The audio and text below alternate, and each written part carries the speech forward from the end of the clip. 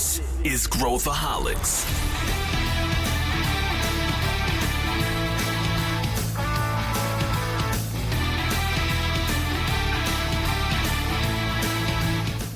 Olá pessoal, aqui é Pedro Weingärtner e esse é Growthaholics, o podcast da ACE para quem adora inovação e empreendedorismo. O tema desse episódio é como a gente acelera carreiras no mercado de tecnologia. Para fazer isso, a gente vai primeiro entender o que significa carreira no mercado de tecnologia, não se restringindo apenas à programação, aprender código, mas tudo que envolve esse ecossistema. A gente vai discutir a importância das pessoas entenderem o modelo de negócio da empresa que elas estão inseridas e como gerar mais valor atuando em tecnologia, e também a parte de soft skills, que hoje estão se tornando fundamentais para qualquer carreira, mas especialmente para quem quer seguir a carreira de tecnologia.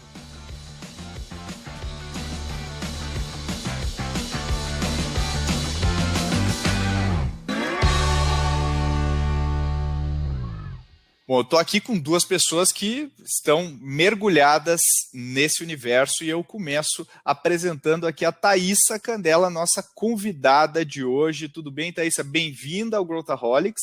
E se você pudesse apresentar rapidinho e também como que você foi parar em tech, a gente começa a aquecer aqui o nosso debate.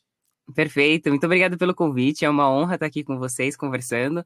Eu sou atualmente parte do time de liderança da Rocket City, que é uma EdTech que tem 3 anos de existência, com 500 mil de devs na nossa base, interagindo e aprendendo e evoluindo constantemente com a gente. E, em paralelo, eu sou também professora de soft skills, como produtividade, oratória, e também capacidade analítica na Escola Conquer, que também é uma outra EdTech voltada para capacidades analíticas, como soft skills, especializações, várias matérias das quais a gente não aprende na graduação, vamos dizer assim. E como que eu comecei? Basicamente, eu me considerava uma pessoa 100% de humanas. Durante toda a minha adolescência, meu sonho era ser diplomata. Eu tinha desenhado a minha história numa planilha dos próximos 30 anos. E aí, um dia apareceu a oportunidade de prestar para um colégio técnico, onde eu poderia, então, sair daquele meu contexto de escola pública e de vamos dizer assim, uma família de baixa renda. Então, eu falei, por que não prestar? E entre as opções que tinham, informática parecia ser útil de alguma forma. Parecia ser interessante para eu poder aprender a fazer o site do meu próprio escritório de advocacia, né? Ou aprender a formatar meu computador, afinal de contas eu não tinha ideia de onde eu estava entrando. E eu passei no Colégio Técnico da Unicamp. Ali eu me apaixonei por tecnologia porque, de fato, eu percebi que dava para solucionar problemas de uma forma muito escalável, de uma forma muito assertiva. Então eu decidi que eu queria ser, de fato, programadora. E eu continuei depois do colégio técnico, né? Depois dos 3 anos do colégio técnico, eu decidi continuar na área de programação. Entrei na graduação em matemática aplicada e tudo mais. Então, foi meio que sem querer, mas deu tudo super certo, melhor do que eu podia imaginar. Legal, sem querer querendo, deu certo e hoje você está aí trilhando essa carreira super legal no setor mais quente do momento. E eu vou passar aqui para a nossa outra convidada de hoje, que é a Milena Fonseca, já uma convidada aí que vocês conhecem de outros episódios. A Milena aí é a nossa CEO do Cortex, sócia aqui da ACE, e eu vou pedir para a Milena, conta para a gente como é que você caiu em tech. É engraçado, eu estava ouvindo aqui a história da Thaísa e é muito parecido. Só que é um pouco inversa, né? Na verdade, eu também caí um pouco de paraquedas, prestei o colégio técnico da Unesp na época. Informática também me pareceu uma boa abertura de portas, até porque antes minha escola ele já ensinava um pouco, né, de como que era, a gente já tinha um laboratório de informática, tinha um pouquinho de código lá na grade do colégio. E aí eu fiz todo o colegial, ensino médio, dentro da escola técnica, também aprendendo a programar. Depois fiz alguns estágios de programação. A diferença é que depois da Thaís eu vi que não queria programar, eu gostava de trabalhar com inovação, mas não programação. Fiz uma passagem ali pela diplomacia nas relações internacionais e depois voltei para a inovação aqui, trabalho com a criação de novos negócios aqui na ACE, que envolve tech também. E você coda também, né, Milena? Assim, hoje em dia menos, né? Quase nada. Mas sim, você aprendeu, você programa, né? Sim, já trabalhei com programação já lá atrás. Legal. E, bom, eu também, né? Agora, eu nem tinha me dado conta aqui, mas eu sou publicitário de formação. e nunca atuei em agência de publicidade. Depois eu daí entrei no mercado de tecnologia, também bem no começo da internet aqui no Brasil, e aprendi a programar. Eu sempre fui um programador, assim, medíocre, seria um elogio para dizer os meus skills, né? Mas isso abriu minha cabeça e começa até a provocar um pouco, depois a gente pode até debater sobre essa coisa que tu falou no início, né, Thaís? Pô, eu queria humanas, e aí essa barreira entre um e outro, hoje em dia eu acho que é tão...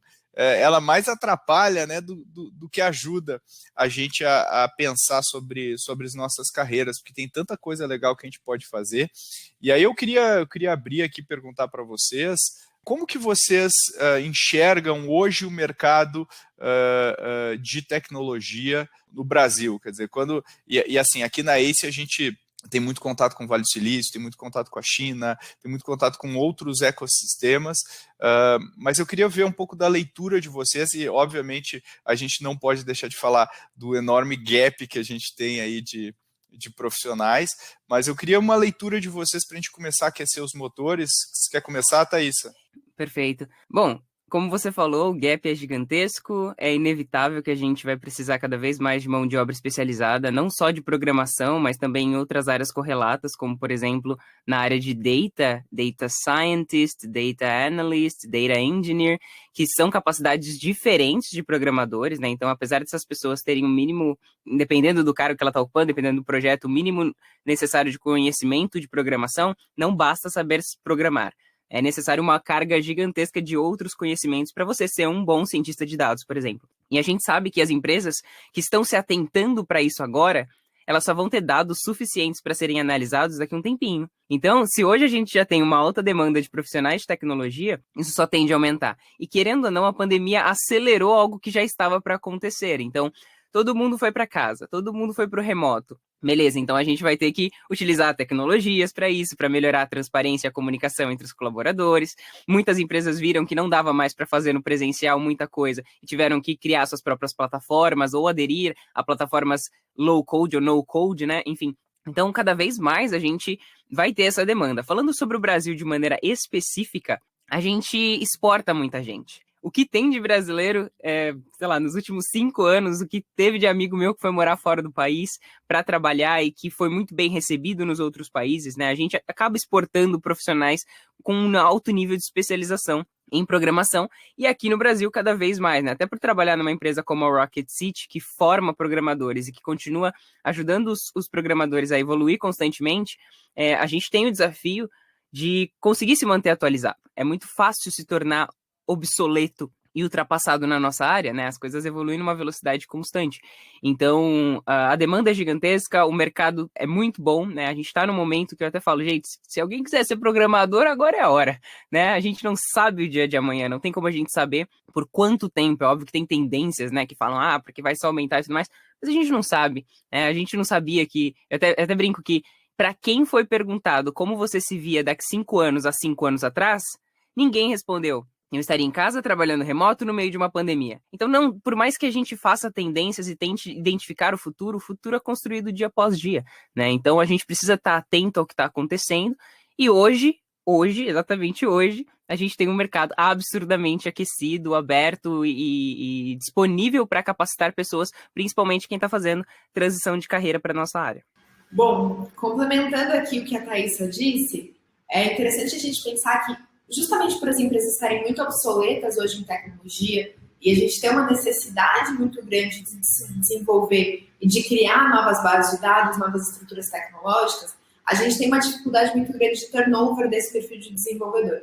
Justamente porque hoje a tecnologia se torna obsoleta muito, muito rápido e o desenvolvedor se motiva muito mais pelo desafio, por trabalhar com uma nova tecnologia, por conhecer algo novo, por ter uma nova base com a qual ele possa trabalhar, a gente tem uma dificuldade de reter esse profissional.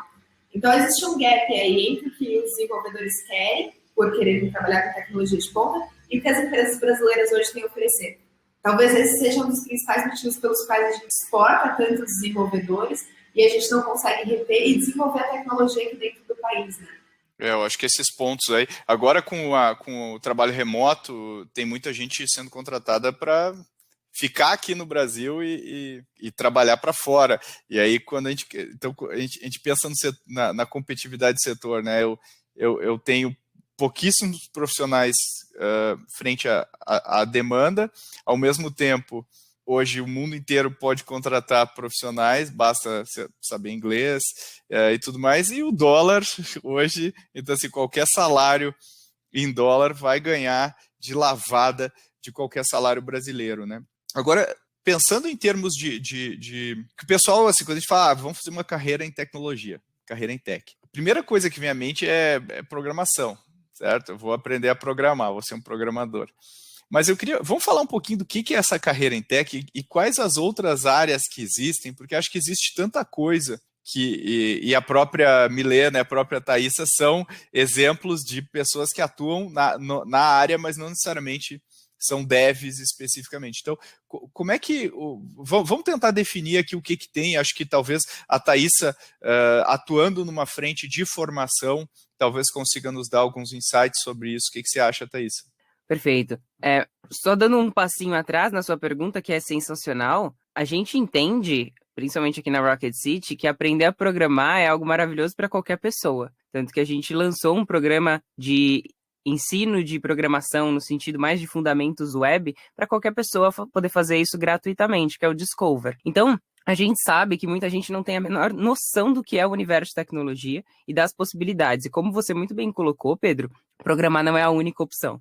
Mas, antes da gente falar do que tem em torno, programação também é um universo gigantesco. Então, tem muita gente que fala assim, programação. Você é programador do quê? Não sei, se é programador web, se é programador de IoT, internet das coisas, é mais baixo nível, você é programador mobile nativo ou você é mobile cross-platform? Você é back-end, você é front-end? São muitas as opções, mesmo dentro do universo de programação. E sem falar de infraestrutura.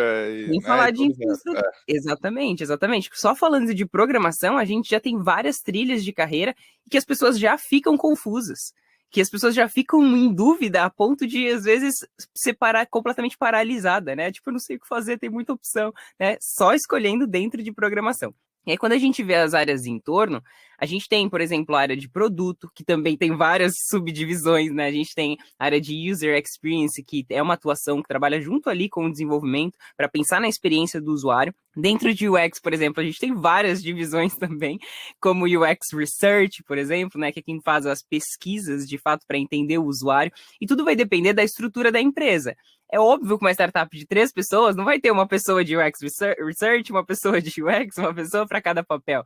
Mas numa empresa muito maior, você pode ter um time só de UX Research. Então, aqui, só dando um exemplo, né, do que a gente tem de escala dentro de uma empresa. Então, a gente tem a área de UX, a gente tem áreas de produto como Product Manager, como Product Designer, a gente tem Product Owner, dependendo da estrutura da empresa. A gente tem a área de Scrum Master também, pessoas mais voltadas para o ágil. A gente tem pessoas que são gerentes de projetos e 1 milhão de outras, né? Eu tenho amigos que trabalham com o IoT, por exemplo, remotamente. Um amigo que trabalha remotamente para uma empresa do Vale do Silício, com o IoT. Então, ele trabalha diretamente com a internet das coisas, fazendo a conexão de hardware com software. E aí vai, né? Assim, não tem limite. Tem pessoas que trabalham só com a parte de processamento de áudio dentro de empresas que fazem streaming de música, por exemplo. Então, são coisas muito específicas dentro de cenários muito específicos. Tem a parte de game, desenvolvimento de game designer. É infinito, assim, eu acho que se a gente fosse falar aqui, a gente ficaria quase que o episódio todo só falando as várias opções, mas acho que eu consegui trazer algumas só para dar uma ideia. Perfeito, e né, aquela frase do Mark Andreessen lá, que ele fala que né, o software está engolindo o mundo, ou seja, todos os setores estão se tornando tech. Então, você falou de alguns e amanhã o setor X vai se tornar tech e a gente vai precisar de novos skills para lidar com isso, né? Ou seja, isso é uma curva, não só um gap que existe atualmente, mas esse gap cresce, porque mais setores... E aí, pegando esse ensejo aí da Thaísa, que ela falou sobre esse número enorme de formações e tudo mais, e aí agora se colocando no lugar de uma empresa talvez mais tradicional, que fala, que está ouvindo a gente, fala assim, nossa, eu preciso aumentar meu investimento em tech. E geralmente o que a empresa pensa é, eu preciso colocar mais devs, eu preciso colocar mais desenvolvedores. E a gente vê que, né, assim, a Thaísa pincelou rapidamente, mas mostrou milhões de opções. O que você acha que as pessoas normalmente entendem errado sobre tech, né? Quais são as confusões mais comuns que uma pessoa que ou não faz parte desse ecossistema ou é um tomador de decisão e precisa colocar isso na sua empresa? O que você acha? Legal. Trabalhando com as empresas tradicionais no dia a dia, fica muito claro que eles veem tecnologia como preto no branco. Então, eu tenho pessoas que são de negócio e eu tenho pessoas que são de tecnologia. Eu tenho meu dev back-end, meu dev front-end e eu tenho meu Scrum Master que está ali fazendo a ponte. E é assim que muitas empresas veem, mesmo as empresas que trabalham no modelo mais ágil, né? O que a gente tem visto muito, principalmente nas empresas que já têm mais inovação, mais tecnologia e estão migrando para um outro cenário, é a busca por profissionais que são mais T-shaped, né? Então, que conheçam de vários assuntos. Então, eu conheço de tecnologia, eu conheço de negócios, eu conheço de UX, mas que são especialistas em um assunto específico. Porque aí você começa a ter maior troca e diálogo entre todas as frentes, né? O que acontece muito numa empresa tradicional poxa, a pessoa de negócio tem uma demanda, abre um chamado, tem 500 devs ali dentro de uma sala, e aí eles vão olhar o que eles precisam fazer e eles começam a ter uma visão muito operacional dessa tecnologia que precisa ser criada ali dentro da empresa, né? Geralmente é uma sustentação, é uma melhoria que precisa ser realizada, é uma análise de dados, mas não é assim que funciona tão bem, né? Quanto mais integrada a estrutura de negócios e a estrutura de tecnologia, melhor.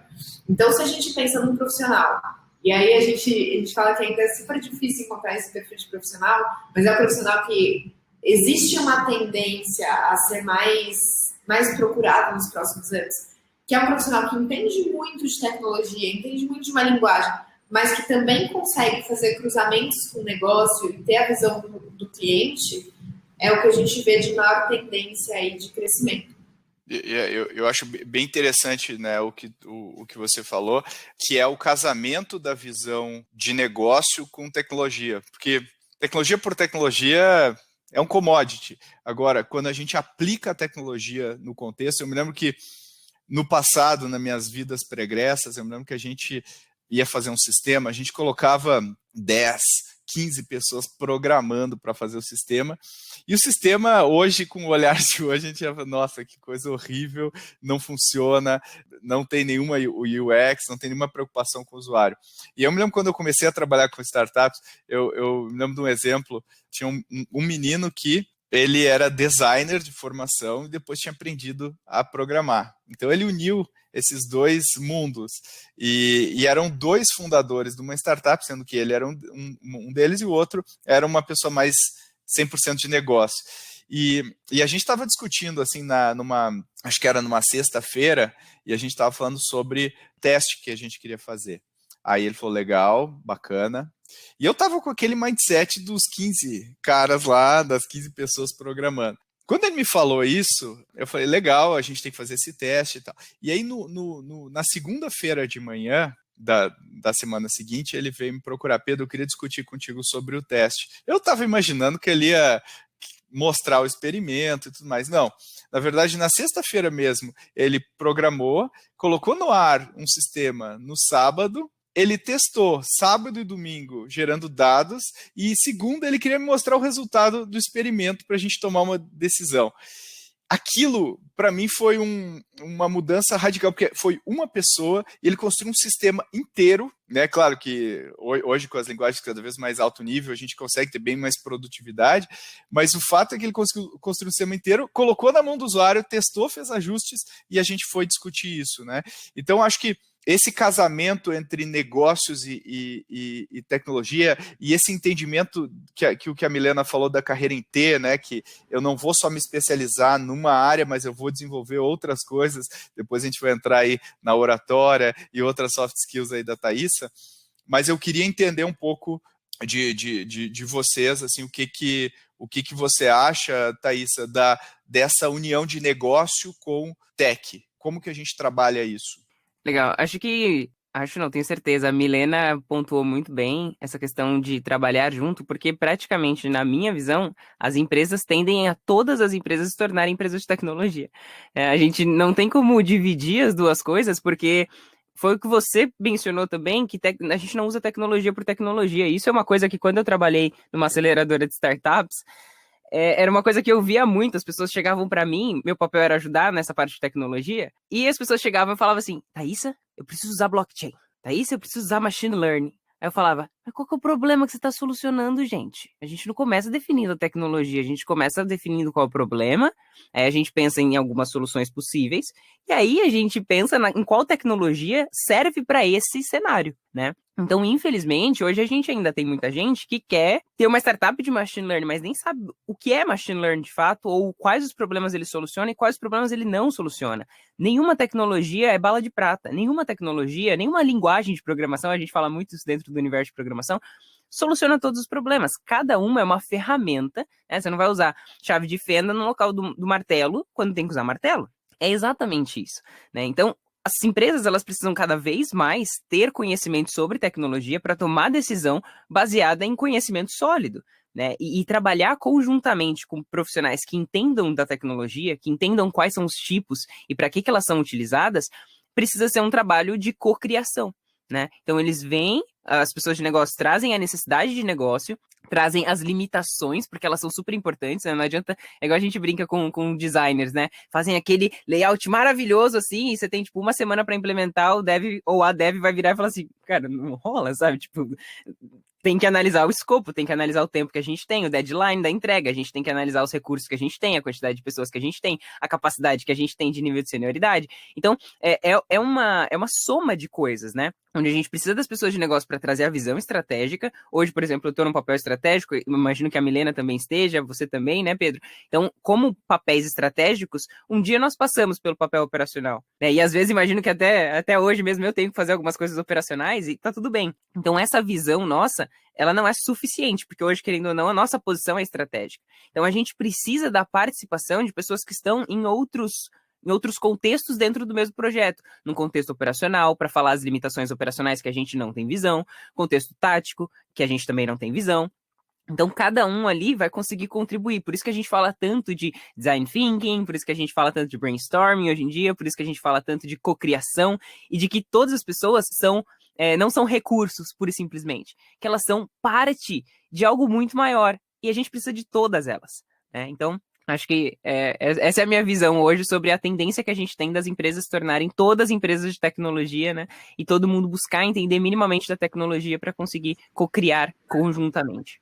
Perfeito, Thaís. E agora, nesse casamento, Mick, na verdade não é nem um casamento, eu acho que é uma visão integrada de tudo, né? Como se não entender tecnologia como uma coisa apartada que eu salpico do meu negócio e ele se torna uma empresa transformada digitalmente, mas sim ele como um meio. Você trabalhou já numa aceleradora, a gente teve muitos anos aí vendo pitches, né, Thaísa, de empresas falar, eu sou uma empresa que usa blockchain, com blá blá blá, com AI, tokeniza, não sei o quê. Cara, ok, mas qual o problema que você resolve de fato e você resolve de fato esse problema? Eu acho que isso é uma coisa muito básica, mas que a maior parte das empresas não vê, né? E aí o gancho que eu queria fazer com a Milena é que tem muita empresa que nos procura assim, fala, Pedro, preciso de startups de AI. Cara, startup de AI, a Netflix? Netflix é uma startup de AI, né? Ela usa AI para fazer recomendações. Mas o que você precisa, afinal? Então, essa confusão, né, Mico? Como é que você vê? Eu acho que isso também impacta a maneira como as pessoas enxergam as suas carreiras. Eu acho que esse mindset, na verdade, é meio que uma derivação do que a gente vê hoje no dia a dia. Como é que você enxerga isso? É legal, quando a gente olha para as grandes corporações, é legal a gente pensar que as pessoas de negócio geralmente veem tecnologia como outra língua, não é à toa que é uma linguagem de programação, né? É outra língua, é outro universo, é algo que eles veem quase como mágico, né? Então o desenvolvedor veio aqui, criou um botão mágica, tudo vai acontecer, as coisas vão acontecer como esperado e eu vou ter tudo que eu preciso na minha mão. E é legal também a gente fazer um cross, que é super importante a gente ter profissionais de negócio que entendam de tecnologia e que consigam acompanhar essas tendências de tecnologia e acompanhar o próprio desenvolvimento, nessa questão de visão integrada que a gente estava falando, né? Por que acontece de muitas empresas falarem, poxa, eu preciso de uma startup de AI, eu preciso de uma startup de blockchain, ou eu quero criar um projeto focado em IoT aqui na minha empresa? É justamente porque eles não entendem como que existe esse cross entre todas as ideias que eles têm, a visão de negócio, e como que essa tecnologia se cruza com isso. É visto como algo muito separado.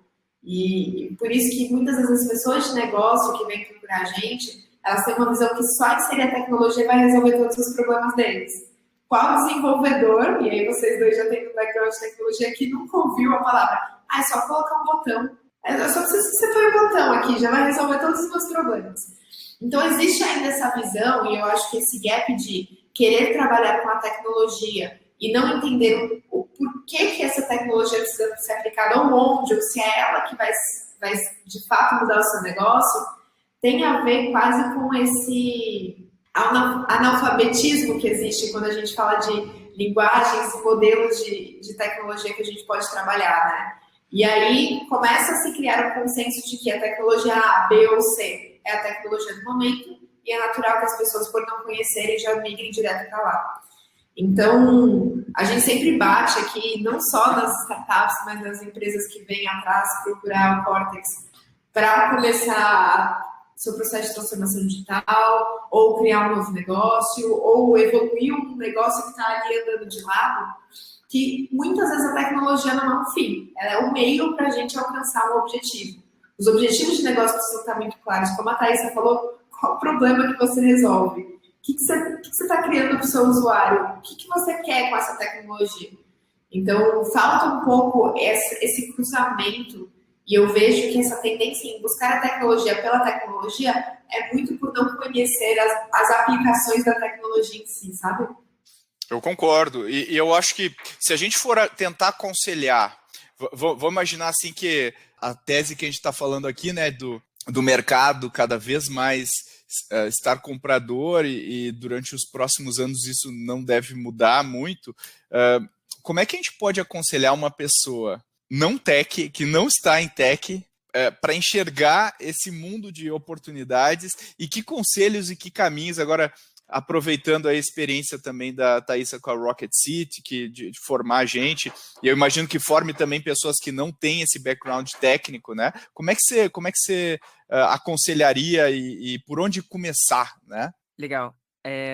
Falando sobre as pessoas que não são técnicas e que também não querem se tornar devs, uma dica que eu dou é se comunique com elas, assim. Vou dar um exemplo completamente fora da área, tá? Completamente fora de contexto. Quando eu comecei a criar conteúdo lá pro meu Insta, eu pensei em contratar uma pessoa para poder editar alguns vídeos curtinhos que eu tava fazendo.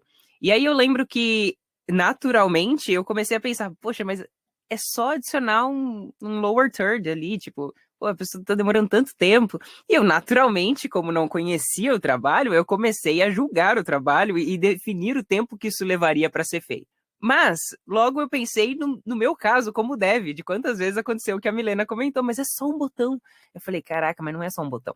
Talvez não seja só um lower third pra pessoa. Então, o que eu fiz? Eu sentei com a pessoa e falei assim, ó, eu vou jogar real pra você, de verdade, assim. Eu achei que isso era simples, me conta como que é de verdade. Eu lembro que ele abriu, assim, o After Effects, abriu o Adobe Premiere e começou a me mostrar a complexidade de se fazer aquilo. E aí eu falei pra ele, ok, deadline tá ótimo, nossa, até que você tá rápido. Então, só quando eu me comuniquei com a pessoa, quando eu busquei ter empatia e, de fato, compreender a complexidade daquilo que ela fazia, foi quando eu consegui dialogar com ela, me comunicar com ela e ter o alinhamento de expectativa. Para mim, o alinhamento de expectativa é algo que precisa acontecer, não só entre devs e pessoas de negócio, até mesmo entre devs, entre pessoas de negócio, entre os times. Mas quando a gente não entende o outro lado, a gente vai criar sempre expectativas irreais, né? Porque a gente é ignorante naquilo. E não tem problema ser ignorante. Ninguém sabe tudo, né? Eu sou ignorante em um monte de coisa. A Milena e o Pedro são ignorantes em um monte de coisa. E são muito conhecedores de outras. Então, é natural você ser ignorante em relação ao trabalho da outra pessoa. Você não tá ali no dia a dia. Você não sabe as limitações dela. Então, dialogar com essas pessoas é o primeiro passo para quem é de outras áreas e quer entender um pouquinho mais a vivência do dev e da dev. Mas a gente não vai entrar agora, só um ponto, né? Devs e devs costumam ter dificuldade de se comunicar, mas a gente deixa para falar sobre isso em outro momento. Não, vou chegar lá. Eu acho que esse é um ponto importantíssimo. Legal. Então, essa questão da aproximação para pessoas que não querem ser devs, eu acredito que é super importante para fazer um alinhamento de expectativas. Para as pessoas que querem começar na área de tecnologia, a gente vê um movimento muito grande de transição de carreira, né? Hoje, crianças querem ser devs, né? Quando que a gente podia imaginar que uma criança poderia falar, eu quero ser programador, quero ser programadora, né? Antigamente, era uma coisa completamente, sei lá, estranha, né? Era só para nerd, era só para pessoas muito inteligentes e tudo mais, e as pessoas estão entendendo que é algo mais acessível, né? Enfim, então, para as pessoas que querem começar, a primeira coisa é aprender a programar. E aí, o que isso significa, Thaisa? Na minha visão, a pessoa não tem que focar em aprender uma tecnologia. Por quê? Porque ela não conhece as opções de tecnologia. Então, o que a gente precisa aprender? A primeira coisa é pensar como programador. É pensar como programador. Esse é o primeiro ponto. É por isso que a gente fala, começa por algoritmo, né? Pode começar através de uma linguagem, sem dúvida, não precisa ser pseudocódigo, não precisa ser Portugal. Pode ser com uma linguagem, pode ser com JavaScript da vida, pode ser com Python, pode ser com C, que é uma linguagem mais baixo nível. Baixo nível significa mais próximo da linguagem de máquina, então você tem mais controle, né? E quando a gente fala alto nível, a gente está falando de uma linguagem mais distante da linguagem de máquina, logo ela faz mais coisas por nós, né? Ela abstrai mais coisas por nós. Então você tem linguagens de alto nível, linguagens de baixo nível, escolhe uma e foca, pelo amor de Deus. É o que a gente mais fala para as pessoas. Por quê? Porque é tanta opção que as pessoas começam a ficar perdidas, começam a ficar ansiosas, daqui a pouco tá dando tudo errado, ela vai falar, não é para mim. Sendo que, na verdade, tudo que ela precisava era escolher, aprender a programar no começo, e pode ser com o que ela quiser de linguagem, e depois, de fato, focar, né? Escolheu alguma coisa? Foca. Foca em se tornar dev, independente da tecnologia que você vai escolher. Você aprendeu a linha de raciocínio, o que é pensar como um programador, o que é escrever um algoritmo, bom, aprender a sintaxe de uma linguagem de programação vai ser muito mais fácil para você. Você vai gerar muito mais valor para o mercado se você for uma pessoa que pensa como programador e programadora. Porque o nosso trabalho não é escrever linhas de código. O nosso trabalho é solucionar problemas com código. Então, essa diferença, né, esse ponto-chave, para a gente é super importante. Quantas vezes a gente soluciona como dev problemas que a gente não tem que escrever código? Porque a gente entendeu o cenário, a gente entendeu a causa raiz. E a gente é solucionador de problema antes de qualquer coisa, né? A gente falou, problem solving é a principal habilidade necessária para uma pessoa que trabalha com programação. Então, escolhe qualquer tecnologia aí para começar a aprender a programar, aprende a programar, e aí depois você, de fato, vai para uma tecnologia onde você vai desenvolver alguma coisa, né? Então, desenvolver site, E aí você vai experimentando, né? Hoje em dia, você pode experimentar. Eu comecei com desenvolvimento iOS nativo, depois eu fui para desenvolvimento Android, descobri que era exatamente isso que eu queria, desenvolvimento Android, eu sou dev Android, programo até hoje, mas passei ali por outras tecnologias, passei por Node.js para back-end e tudo mais. Então, eu experimentei. E o começo de carreira é exatamente isso. Experimente. Talvez você não goste de front-end, você fala, nossa, eu não quero ficar fazendo componente, eu quero mexer na regra de negócio lá atrás, lá no back-end, no que ninguém tá vendo. Não, eu quero mexer com banco de dados, quero mexer com dados. Hoje você pode escolher. Então, aproveitem esse cenário para aprender a programar, foca em alguma tecnologia e depois experimenta um pouquinho. É o que a gente fala, né? Tipo, é muito difícil ser júnior generalista. Tipo, não tem como, você tem que começar especialista, começa com uma tecnologia focando, depois você vai conhecendo as outras e talvez você faça uma migração dentro do próprio universo de tecnologia. Não sei se ajudou, mas até a Rocket City tem, como eu falei, né, o Discover, que é completamente gratuito para quem quer introduzir, começar os primeiros passos com o desenvolvimento front-end web. Legal, acho que a Thaisa trouxe bastante da minha visão também. Quando a gente fala de você começar a aprender uma tecnologia ou começar a aprender a codar, você precisa entender a lógica por trás. Acho que tecnologia é muito mais do que qual linguagem que você vai usar, é a lógica que você tem, é a lógica de cruzamentos, é você entender uma estrutura de banco de dados inicialmente para saber por onde você começa. Então, eu estou muito com ela aí no sentido de você focar, começar a entender a lógica, mudar um pouco do teu pensamento, para aí sim você começar a aprender outras tecnologias. Pensem que é como você aprender uma nova língua mesmo. Quando você ia lá no professor de inglês, ele falava, você precisa pensar em inglês. E aí, depois que você aprende a primeira língua, aprender a segunda, a terceira, a quarta, fica muito mais fácil. Porque você já começa a ter a dinâmica de como que você faz para pensar em outra língua. Quais são os mecanismos que você faz, que tipo de língua que tem cada particularidade. Então, sabe, vai aprender inglês, o alemão já fica muito mais fácil. Você sabe português, espanhol, italiano, fica mais fácil. Então, aos poucos, você começa a fazer esse cruzamento até na linguagem de programação. Mas o importante é você ter a lógica na sua cabeça.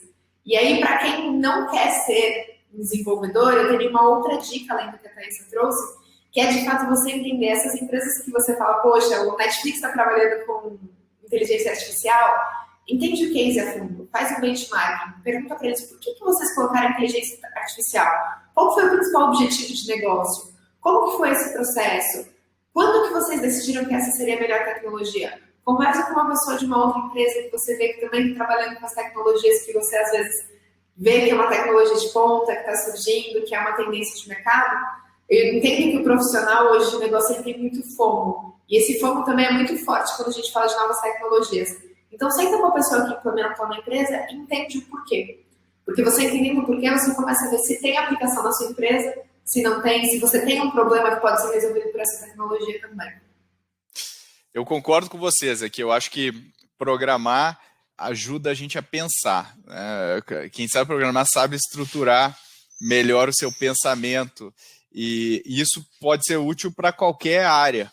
Então, se eu estou encomendando, mesmo que eu seja um super amador programador, né, esse exercício de empatia que a Thaisa falou, de eu conseguir entender o que a pessoa vai passar, mesmo que seja de maneira rudimentar, para fazer aquilo que a gente combinou, me ajuda não só a entender os prazos e tudo mais, mas também dar ideias, ajudar essa pessoa a resolver problemas e estar no mesmo lado da mesa, porque acho que a coisa que mais atrapalha é essa divisão. Agora somos de negócio e somos de tecnologia. E falando nisso, eu queria que a gente pudesse entrar agora na parte de soft skills, ou seja, e eu acho que os melhores programadores que eu conheço, enfim, tem aqueles super gênios que a gente não consegue nem conversar direito com essa pessoa, mas a pessoa pega, mas eu acho que é mais exceção, é mais uma lenda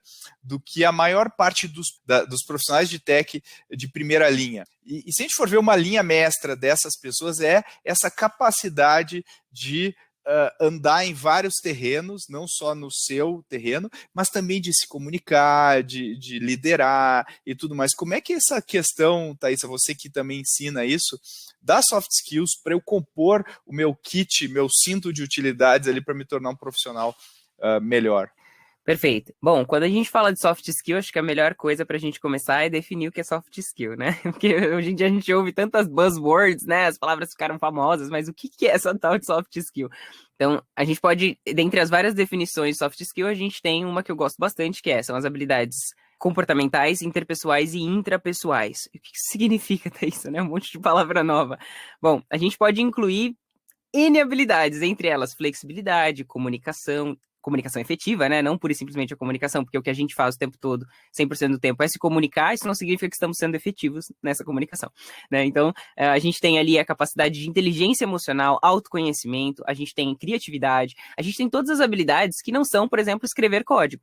Quando a gente fala de hard skill, em geral, a gente está falando do core do trabalho de todo mundo. Então, uma pessoa de negócio, ela tem ali os tipos de conhecimento e habilidades que ela tem que desenvolver para ser uma pessoa de negócio. O dev e a dev tem que desenvolver a habilidade de escrever código, por exemplo, de conhecer uma ferramenta. Isso é a tal da hard skill. Agora, as habilidades soft skill, elas são, vamos dizer assim, para todo mundo. Todo ser humano precisa saber se comunicar bem, todo ser humano precisa de flexibilidade, todo ser humano precisa de criatividade em algum nível. Então é claro que, por exemplo, uma pessoa de vendas, a comunicação passa quase a ser hard skill para ela, né? Quase a ser uma habilidade essencial para o trabalho dela. Diferente de um programador e de uma programadora, que é uma habilidade como soft skill, né? Apesar do nome ser muito ruim, né? Soft skill, a gente tem algumas pessoas como Seth Godin que tá buscando mudar esse nome para real skills, tem outras pessoas fazendo algumas tentativas também de mudar esse nome, porque soft dá uma sensação de que é algo fácil. Quando eu entrei no universo de tecnologia, eu ouvia isso das pessoas. Não, aprende a programar porque o resto é fácil. Aí você olhava assim e falava, fácil, mas esse pessoal aqui não sabe se comunicar, né? Então, assim, não deve ser tão fácil assim. E conforme a gente vai progredindo na nossa carreira, quando a gente vai aumentando nosso nível de senioridade, né? Quando a gente vai tendo mais experiência de vida, o que é mais solicitado das pessoas com maior nível de senioridade, como devs? Não só devs, mas falando aqui a exemplo devs. Bom, você tem que liderar outras pessoas, você tem que passar o seu conhecimento para outras pessoas, tem que comunicar entre áreas e entre times. Não é só saber escrever muito bem código. Não é só saber criar uma boa arquitetura, escrever um código limpo, mas você tem que conseguir, por exemplo, fazer um bom code review das pessoas mais juniores. Isso é comunicação, né? Fazer um pair programming, né? Trabalhar em dupla ali com uma outra pessoa. Se você é uma pessoa que tem uma comunicação violenta, como você vai dar feedback para as pessoas? Então, a gente até fala que as soft skills, em geral, são... as hard skills são o motivo pelo qual as pessoas são contratadas, porque elas são mais mensuráveis, elas são mais fáceis de avaliar a sua habilidade de código. Eu vou lá, dou uma prova para você. Agora, soft skills, elas são subjetivas. Como eu vou saber se você é realmente flexível? Eu posso perguntar cenários da sua vida anteriormente, mas eu só vou saber quando eu te colocar numa determinada situação que eu preciso da sua flexibilidade. Então a gente brinca que as pessoas são contratadas pelas hard skills, mas em geral elas são mandadas embora pelas soft skills. Então, você é muito bom tecnicamente, mas você não consegue trabalhar em time? Não dá, assim, não dá pra você trabalhar aqui com a gente sem conseguir dar um feedback sem ser violento, por exemplo. Então, os dois são essenciais. Ninguém tá dizendo que as hard skills são mais importantes que as soft skills. Ambas são necessárias e complementares, e como eu disse, cada área de atuação requer mais de uma habilidade que outra. Então, problem solving é essencial para um dev e para uma dev. Isso não significa que comunicação não é, porque tem que se comunicar o tempo todo, seja com o seu time, seja... Então, existiu sim uma época onde tinham programadores que ficavam no porão, né, que ficavam completamente isolados das pessoas e não requeriam deles, então, o uso da comunicação, logo eles também não desenvolveram essa comunicação. Você desenvolve as soft skills na vida. Ah, mas Thaisa, você não ensina comunicação? Eu ensino comunicação. Eu, basicamente, faço atalhos. Então, o que você aprenderia aqui algum dia na sua vida quebrando a cara, eu tô aqui pra te contar. Eu tô aqui pra te contar biologicamente o que acontece quando você fica com medo, eu tô aqui pra te contar algumas técnicas pra você poder utilizar no seu dia a dia, mas eu não vou te ensinar a se comunicar. Você vai ter que sair daqui e praticar. É a única forma de você desenvolver as soft skills no dia a dia, praticando, na sua vida, né? E aí você tem escolas que vão te ajudar a encurtar esse caminho, você não vai precisar quebrar a cara pra poder aprender isso. Então, quando a gente fala de soft skills, são as habilidades essenciais para qualquer ser humano, né, para qualquer pessoa. E todas as pessoas precisam desenvolver isso, principalmente porque isso tem sido mais falado quando a gente vê, por exemplo, as habilidades do futuro, né? Que coisa louca, né? Habilidade do futuro, saber se comunicar. Mas tá isso, tipo, a gente faz isso desde que a gente nasceu. Sim, mas isso não significa que a gente faz bem isso. Porque a comunicação, entrando numa parte um pouco mais teórica, a comunicação vem do latim communicatio, que significa tornar comum. Ou seja, tirar o que tá na minha cabecinha para a cabeça de quem está nos ouvindo aqui agora, para a cabeça das outras pessoas. Só que cada um é um universo diferente. Quando eu falo globo, por exemplo, na cabeça de algumas pessoas vai soar o quê? Televisão, canal. Uma pessoa pode falar globo terrestre, eu posso falar globo ocular. Esse é um bom exemplo de como cada cabeça é uma sentença, né? Aquela frase que minha avó usava. Cada cabeça é uma sentença. Então, para eu conseguir tirar o que tá na minha cabeça, com todo o meu background, com toda a minha vivência, com todas as minhas ideias e tudo mais, para a cabeça de outra pessoa, é um desafio. Porque somos pessoas diferentes, com vivências diferentes, né? Então, se comunicar, a gente está se comunicando o tempo todo. 100% do tempo, estamos emitindo sinais corporais, por exemplo. Né? Se alguém ganha um presente, ela vai fazer alguma cara, ela vai fazer alguma expressão. Pronto, isso já é uma forma de se comunicar. Agora, passar exatamente o que eu quero passar para outra pessoa, aí depende de um pouquinho mais de complexidade, né? Porque eu preciso emitir uma mensagem que a outra pessoa vai conseguir decodificar. Então, é responsabilidade minha codificar essa mensagem. Se a outra pessoa vai conseguir decodificar, é responsabilidade dela? Em partes. Será que eu codifiquei da melhor maneira possível? Será que eu entendi o meu público para que ele compreendesse o que eu estou dizendo? Será que eu não estou usando palavras técnicas demais? Que foi o motivo pelo qual me levou a estudar comunicação. Eu basicamente fui trabalhar em uma empresa que era aceleradora de startup. Eu era a única dev naquele ambiente e eu só falava tecniquez. As pessoas começaram a me evitar. Então eu chegava para elas, por exemplo, e falava, eu acabei de fazer um deploy de um microserviço em Node.js na AWS. Aí as pessoas, oi, tudo bom? O que você falou? Não entendi nada. Daí eu, como assim? Deploy. E aí eu comecei a perceber que eu não sabia me comunicar. Apesar de me achar uma ótima comunicadora. Se eu falava palavras pelas quais a outra pessoa era quase um outro idioma para outra pessoa, onde ela não tinha o significado daquela palavra em comum comigo, eu não estava me comunicando de forma efetiva. Perfeito. Eu acho que essa visão né, holística aqui que a gente está tendo do profissional é super importante. E eu queria fazer um devaneio aqui com a Milena. Milena, você que está conversando diariamente com empresas, né, de grande porte, o que você acha que são as soft skills ou real skills, como o Seth Godin falaria, que que faltam. E aí, se a gente pudesse até pensar o que elas acham que faltam versus o que realmente falta. Porque eu acho que também tem essa percepção errônea de que se eu tivesse mais data scientists aqui dentro, eu conseguiria ir para outro patamar. Mas, na verdade, o data scientist chega lá com o reporte e as pessoas não fazem nada com os insights. Então, o que você acha que realidade versus o que as empresas idealizam sobre isso? Pedro, é super interessante esse ponto que você trouxe. Quando a gente olha para as grandes empresas, muitas vezes eles não traduzem o que eles precisam em termos de soft skill. Eles sempre buscam uma competência técnica ou eles consideram que o que está faltando é algo que supra uma soft skill para eles. Então, você deu o exemplo da análise e isso é muito crítico, assim. Muitas vezes a empresa tem um foco muito grande de descobrir quais são as tendências do mercado para os próximos anos. O que mais vai pegar para ela não é qual a tendência do mercado, mas sim qual a análise dela em cima dessa tendência. O que ela acredita em cima daqueles números que precisa ser feito. E é interessante que até muitos profissionais juniores vêm procurar a gente falando, eu preciso ser mais analítico. Como que eu consigo trabalhar melhor com dados? E aí eles vão atrás de um curso de Excel. E não é isso, ou um curso de BI. E não é sobre isso que a gente está falando, né?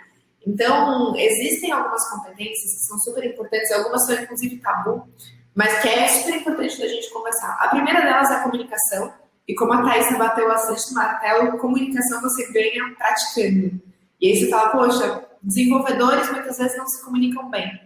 Pensa no nível de comunicação e a quantidade de vezes que um vendedor se comunica, que precisa passar uma mensagem para divergentes interlocutores, versus um desenvolvedor que está muito mais pensando no código no dia a dia. É uma questão simples e prática, simples de prática, né? O quanto que ele pratica e quantas vezes ele vai exercer essa competência no dia a dia deles. Uma segunda é a liderança, e a liderança ela passa também por essa questão de comunicação e ela passa por uma visão estratégica, ou seja, qual que é a análise que eu faço em cima dos dados que eu possuo. Eu posso ter a melhor ferramenta de análise de dados. Se eu não tenho uma pessoa com a competência para conseguir fazer essas análises, para conseguir fazer cruzamentos entre setores diferentes, entre modelos de negócio diferentes, entre tecnologias diferentes, muitas vezes eu não vou conseguir ter a melhor solução. Existe uma competência também super importante, que às vezes é até tabu, que é o poder de influenciar dentro das empresas, né? O quanto que um líder precisa saber influenciar e o próprio desenvolvedor precisa mostrar para pessoas de negócio, às vezes, que talvez o que ele está buscando não é factível e não é a melhor solução. Então, esse poder de influenciar também é super importante. Muito legal essa visão. Para a gente encerrar aqui o nosso debate, eu queria pedir para vocês, para a gente falar, já que o nosso tema é como avançar, né, como evoluir acelerar a nossa carreira em tech, vamos dar uma dica, que a gente já falou de soft skills e tal, mas uma dica para quem está nesse universo ou está entrando nesse universo que a pessoa pode fazer para dar um passo, um novo salto aí na sua carreira, né? Vamos começar aí pela Thaisa. O que você acha, Thaisa? Vou dar uma dica mais geral, tá? Para pessoas que querem aprender um pouco mais sobre tecnologia, que talvez não pareça ser uma dica muito prática, mas pensamento crítico. Pensamento crítico. Desenvolver o seu pensamento crítico é uma soft skill quase não falada, ela vem da filosofia, mas é a base da área da computação e matemática, né? Na verdade, a filosofia, né, ela é base para computação e para matemática. Quando a gente fala de lógica, por exemplo, é pensamento crítico. E por que eu tô falando isso? Eu não tô falando só por conta da área de computação, mas para a gente conseguir analisar um pouco mais as coisas que estão disponíveis. É muita informação. A gente não consegue lidar com a quantidade de informação disponível. Eu até costumo falar para as pessoas, quantos idiomas seus avós falavam? Quanto de acesso à informação eles tinham? Quantos idiomas você fala mais? Quanto acesso à informação você tem a mais? Não é proporcional. A gente não consegue absorver proporcionalmente a quantidade de informações que a gente tem disponível. A gente tem uma máquina, um mundo todo nas nossas mãos. O que a gente tem feito com isso? Então, muitas das vezes, a gente vai precisar ser um pouco mais crítico em relação às opiniões que a gente ouve, aos call to actions que a gente vê por aí, né?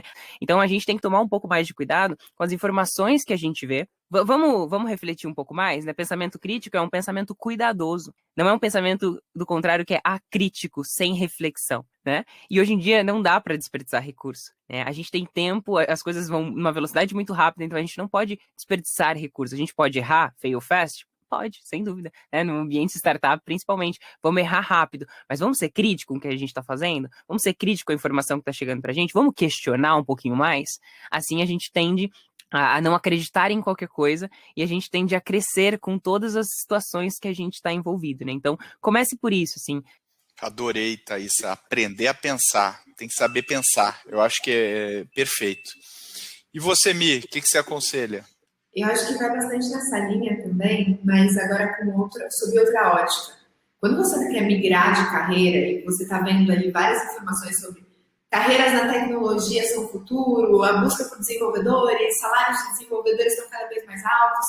Tem um senso crítico também de entender que existem várias carreiras dentro da tecnologia. Não necessariamente você precisa ser o desenvolvedor que vai codar todas as soluções. Eu trabalho com tecnologia, o Pedro trabalha com tecnologia, a Thaís trabalha com tecnologia e com certeza cada um tem uma hard skill completamente diferente. Então entenda também aonde que faz sentido para você entrar. Isso cai bastante no pensamento crítico, né? Mas não vá pela tendência. Então, existem várias carreiras na tecnologia. Experimente, busque, analise, estude, converse com pessoas que estão nessas carreiras, porque com certeza você vai encontrar um melhor caminho para você, que pode não ser o senso comum. Muito legal, muito legal. E eu acho que com isso a gente encerra aqui o nosso episódio de hoje. E eu acho que tem muita oportunidade aí, muita oportunidade não explorada. E o meu conselho foi, se você acha que você não está na área tech, pense novamente. E eu acho que isso talvez te ajude, até linkando com o que a Thaísa falou, de pensar diferente aí sobre a sua carreira, sobre o seu trabalho. E eu, com isso, queria agradecer a Thaísa. Muito obrigado pela sua participação, Thaísa. Espero que ver você de volta aqui no nosso podcast. Eu adorei os seus insights, o seu papo, e eu tenho certeza que os nossos ouvintes também. Perfeito, eu agradeço mais uma vez pela conversa. Foi um prazer gigantesco, aprendi muito com vocês e é sempre uma honra poder compartilhar um pouquinho da minha visão. Convido vocês, quem quiser, a me seguir lá no Insta. Eu sempre trago vários insights e reflexões nas minhas postagens. Eu sempre tento trazer algo que ninguém trouxe, que eu não vi em lugar nenhum. Eu tento trazer o que eu tento trazer. E também busquem saber um pouquinho mais sobre tanto a Escola Conquer, que é uma escola que eu estou ligada, mais voltada para skills, e a rocketcity.com.br. Vocês podem entrar também e se cadastrarem, criar o seu perfil gratuitamente, conhecer um pouquinho mais do que a gente está fazendo por lá, caso você tenha interesse em programação. E, Milena, muito obrigado novamente aí pela sua participação, foi ótima. Obrigada, Pedro, obrigada, Thaísa, foi super boa essa horinha aí que a gente passou junto, sempre um prazer estar aqui com vocês. Obrigado por ter ouvido o episódio até aqui. E se você gosta desse tema, que é carreira e inovação, a gente gravou no episódio 34 um episódio sobre como manter e fomentar a criatividade num ambiente orientado a dados. Eu acho que você vai gostar. Eu vou ficando por aqui, mas eu peço para você compartilhar esse episódio e espalhar o Growthaholics para toda a sua rede. Ajuda muito a gente por aqui. Valeu e até a próxima.